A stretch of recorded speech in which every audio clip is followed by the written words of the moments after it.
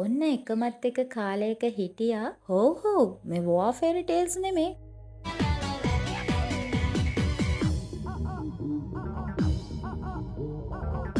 ඇත සියාම් රටේ අමතක වුණානේ. සඩිකා ඉතින් කොහොමද යාළුවනේ ඔයාලා හැමෝටම ජර්නි with GMM channel එකට ඔයාලව සාදරයෙන් පිළිගන්නවා. අද මම කතා කරන්න යන්නේ මෝහිනී, කලු කුමාරයා, හීරි අක්කා නෑ තායිලන්ඩ් වල ජනප්‍රවාදගත ගෝස්ට් ස්ටෝරි එකක් ගැන. ඉතින් ඔයාලට මතක ඇති මම කලින් කිව්වා සියාම් රට කියලා. සියාම් රට කියලා හඳුන්වන්නේ අපි අද දන්න තායිලන්ඩ් වලට. තායිලන්ඩ් කියන නම 1939 දී තමයි මුල් වරට එන්නේ. හරි ඉතින් අපි වැඩි කතා නැතුව යමු වීඩියෝ එක පැත්තට. මේ ශාපිත ඔටුන්න. ඉත ඈත අතීතයේ සියම් දේශයේ සෞභාග්‍යමත් කාලයක් තිබුණා.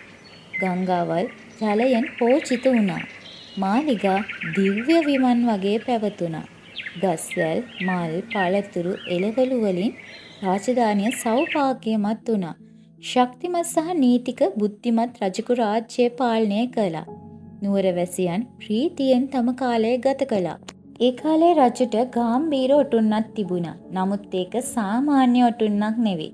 එහි බාහිර පෙනුම තිබුණේ රත්රන් සහ මැණික් ඔබවල.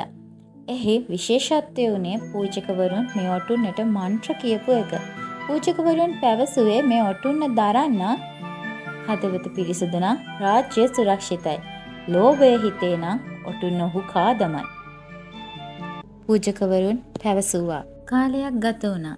එක දවසක ඒ යුක්තිගරුක රජු හේතුවක් නැතුවම රහස් මේ ලෙස මිය ගියා. කවුද මැරුවේ? රෝගයක්ද? සිය දිවි නසා ගැනීමක්ද? කිසිවෙකුට හරියට දැනගන්න බැරි වුණා. නමුත් ඔටුන්න ගාම්භීර ලෙස තාමත් සිංහාසනය මත තිබුණා. සුන්දර රාජධානිය විනාශ වීමට ගියේ ටික කාලයයි. රජුගේ මරණයෙන් පසු බලය වෙනුවෙන් රට පුරා යුද්ධ ආරම්භ වුණා. මන්ත්‍රීවරුන්, සෙනෙවිවරුන් සහ සිවිල් ජනයා අතර පවා කලකෝලාහල ඇති වුණා. හැමෝම ඔටුන්නට ඇස් යොමු කළා.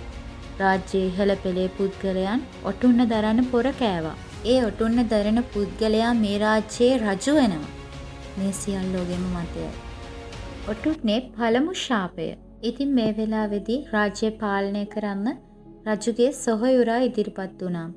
මුලින්ම රජුගේ සොහොයුරා ඔටුන්නේ හිස මත දාගත්තා. එදා රෑ ඔහුට මියගිය රජුගේ හඬ ඇසෙන්න පටන් ගත්තා. ඔහු මැදියම් රෑ අවදි වුණා. ඇස් වලින් රුධිරය වැగిරුණා. මනසේ වියවුල් වුණා. ඔටුන්න කතා කරනවා. ඔටුන්න කතා කරනවා. ඔහු කෑ ගැසුවා. තුන්වන දවසේ ඔහු මිය ගියා. ඔටුන්නේ දෙවන ශාපය. රජුගේ සොහොයුරාගේ මරණයෙන් බොහෝ දෙනෙක් තැතිගත්තා. නමුත් ඒකටත් බය නොවුණු කෙනෙක් ඔටුන්න අත්පත් කරගන්න ඔහු බලයට ආවා. නමුත් රාජ්‍ය දූෂිත වුණා. අවුල් සහගත වුණා. ජනතාව අතර රෝග පැතිරුණා. බඩගින්න, වසංගතය දසත පැතිරී ගියා. ඔහුගේ සිංහාසනය රුධිරයෙන් වැටුණා. පූජකවරුන්ගේ අනාවැකිය. ඔටුන්න ශාපයක් නොවේ. ඒක ගොඩ නැගෙන්නේ මිනිස් හදවත අනුව. ලෝභය ඔටුන්නට ඇතුළු වුණොත් ඒක ආත්මයක් වගේ ඔයාවම කාදමනවා. පූජකවරුන් පැවසුවා. අවසානයේදී ඔටුන්න මාලිගයේ ගැඹුරු කුටියක වසා දමනවා. මොකද ඔටුන්නත් බලය නිසා වියරුණු නිසා. අදටත් තායිලන්ඩ් වල ප්‍රසිද්ධ කතාවක් තමා බලයට ලෝභය ගන්න තැනක ඔටුන්න තාමත් හිසක් සොයමින් ඉන්නවා කියන මතයයි. ඉතින් ඔයා මොකද හිතන්නේ? ඒ කුටිය ඇතුලේ පළමු රජුගේ ආත්මයත් හිර වුණාද?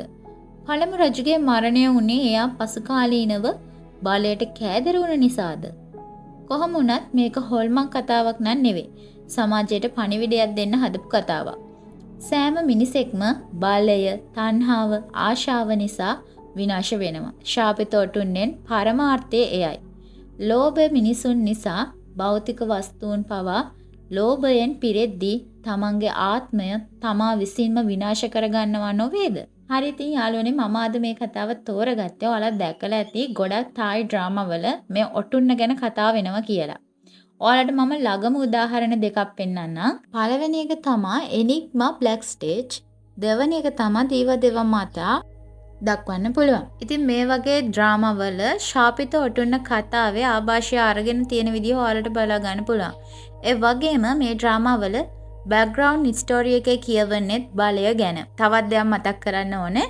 මේ වගේ තවත් කතාවක් අපිට ඉන්දියානු සංස්කෘතිය තුලත් හමු වෙනවා. හරි එහෙනම් මම අදට ගිහින් එන්නම්. ඔයාලා හැමෝටම සුබ දවසක්. Goodbye. This is your world.